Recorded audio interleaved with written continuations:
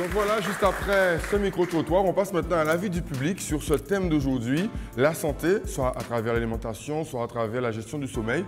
Qu'est-ce que vous en pensez? Qu'est-ce qu'on peut dire à ceux qui nous regardent et qui se préparent ou passent actuellement des examens?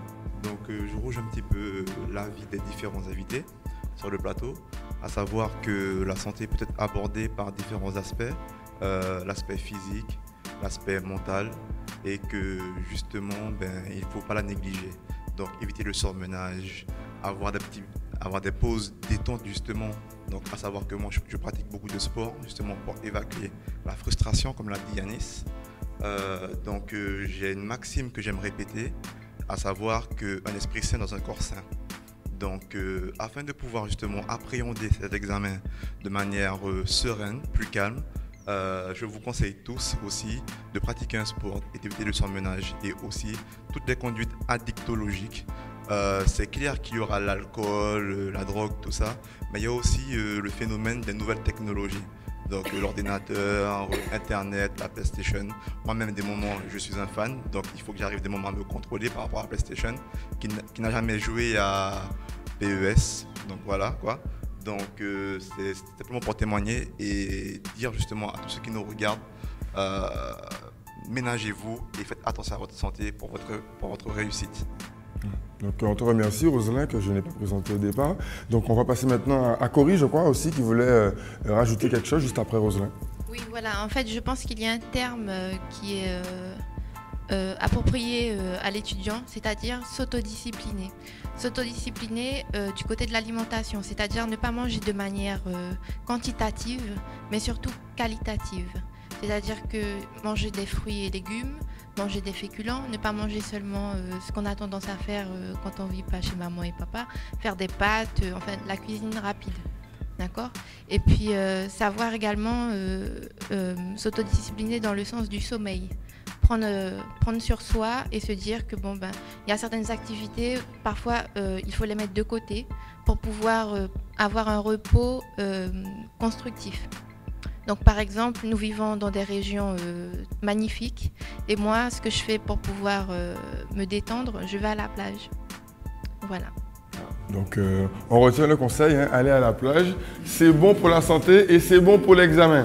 Donc je vous propose que maintenant on passe à un sujet justement qu'on a réalisé sur ce point, donc toujours sur la plateforme hein, de Culture Campus, donc ce programme éducatif qui donne ce type de conseils. On revient sur un des sujets qu'on avait réalisé à cet effet, donc sur la santé en période d'examen.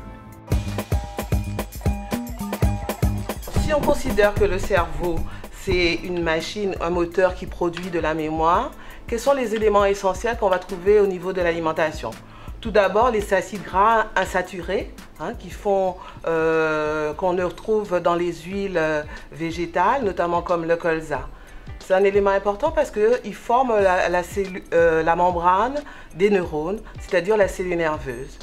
Autre chose, les glucides, on va penser que c'est l'essence du moteur. C'est plus de 50% de la ration énergétique journalière sous forme de sucre rapide. Et la bougie, c'est quoi? C'est la vitamine B1. La vitamine B1 qu'on trouve dans les légumes secs, les légumes verts et les fruits. Donc vous avez à peu près tous les éléments. Qu'est-ce qui manque maintenant? C'est l'oxygène, important pour faire brûler tout ça et apporter l'énergie nécessaire au cerveau.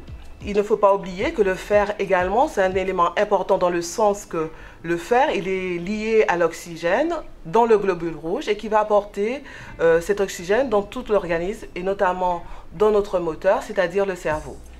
Alors, pour booster les performances intellectuelles, je crois qu'il faut éviter de grignoter, hein. Tout d'abord, c'est une prise de poids quand on grignote.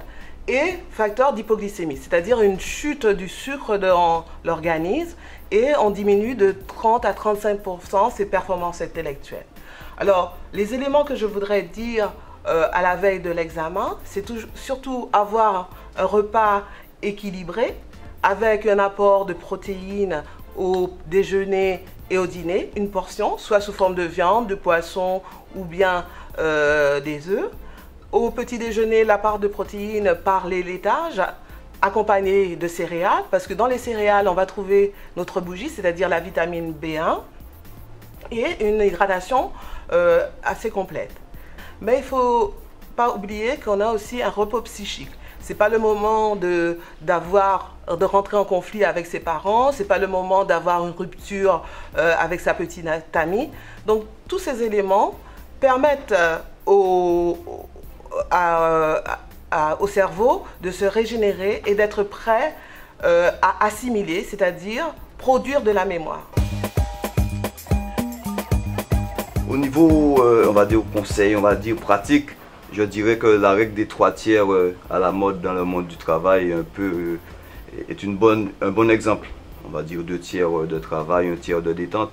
Dans votre journée, si vous travaillez 2 heures le matin, 2 heures le soir, 2 heures l'après-midi, et ajouter 1 heure de détente serait très bon, notamment pour l'apprentissage. Il faut éviter en fait les journées de révision sans aucun moment de détente, notamment en buvant beaucoup de café. Ce n'est ni bon pour la santé, ni bon pour l'apprentissage. Vous apprenez pratiquement rien du tout. Parce qu'en fait, une des principales causes d'échec aux examens, c'est le stress. En fait, toute activité qui permet de diminuer, d'apprivoiser ce stress est un facteur important de réussite aux examens, donc notamment le sport.